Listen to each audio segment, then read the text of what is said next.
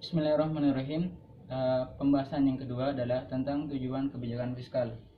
Ada 4 macam tujuan kebijakan fiskal. Yang pertama adalah menciptakan pertumbuhan ekonomi. Bagaimana cara menciptakan pertumbuhan ekonomi? Salah satunya dengan cara mengeluarkan kebijakan fiskal. Misalkan pengurangan pajak.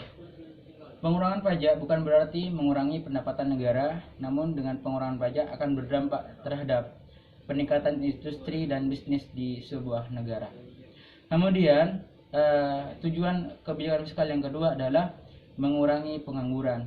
Jadi ketika industri kemudian bisnis di sebuah negara terus bertambah, maka juga akan membuka lapangan, akan berdampak pada pembukaan lapangan kerja seluas-luasnya sehingga dapat mengurangi pengangguran.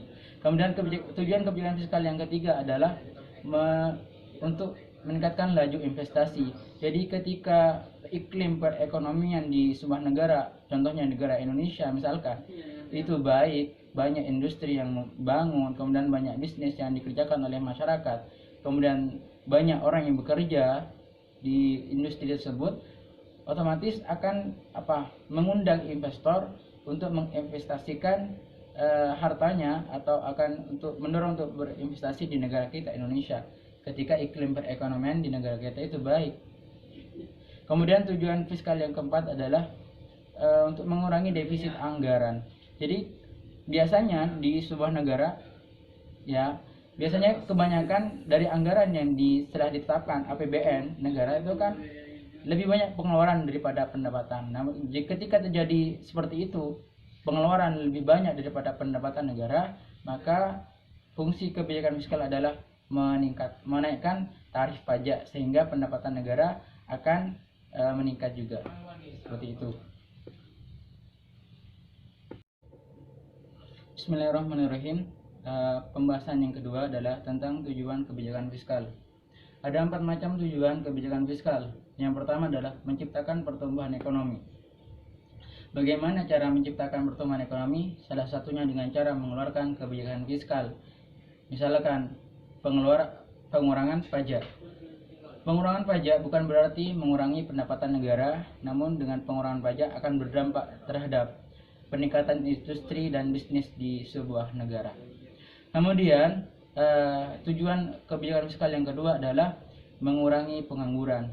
Jadi ketika industri kemudian bisnis di sebuah negara terus bertambah, maka juga akan membuka lapangan, akan berdampak pada pembukaan lapangan kerja seluas-luasnya sehingga dapat mengurangi pengangguran.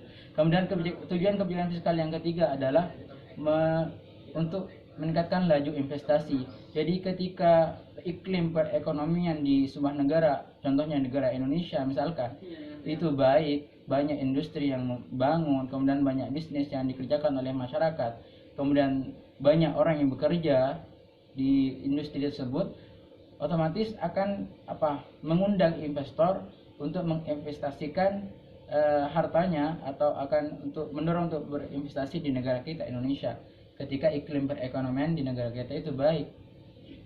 Kemudian tujuan fiskal yang keempat adalah untuk mengurangi defisit anggaran.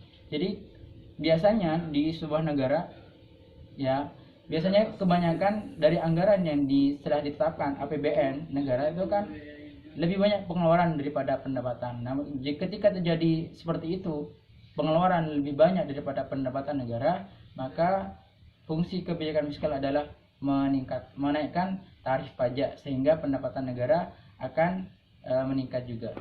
Seperti itu.